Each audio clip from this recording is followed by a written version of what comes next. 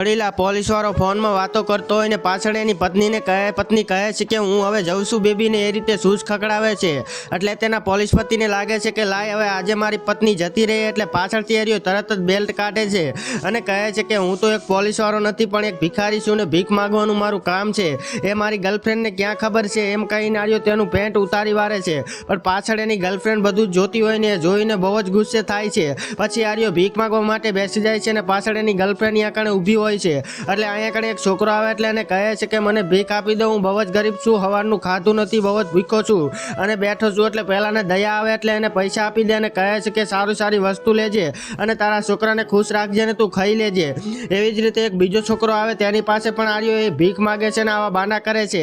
એટલે પહેલો પણ તેને પૈસા આપી દે ને હવે આગળ થયું જોવા જેવું. પણ એ જોતા પહેલા એમાં લક્ષ્મી આજે જે કોઈ આ વિડીયોને લાઈક કરી ચેનલને સબસ્ક્રાઈબ કરે એની તમે હરેક મનોકામના પૂરી કરો ને કોમેન્ટમાં જય માં લક્ષ્મી જરૂરથી લખી દેજો. લાસ્ટમાં મિત્રો તેની પત્ની તેની પાસે જાય છે ને આને રંગિયાત પકડી લે છે ને પછી છોડીને જતી રહે છે.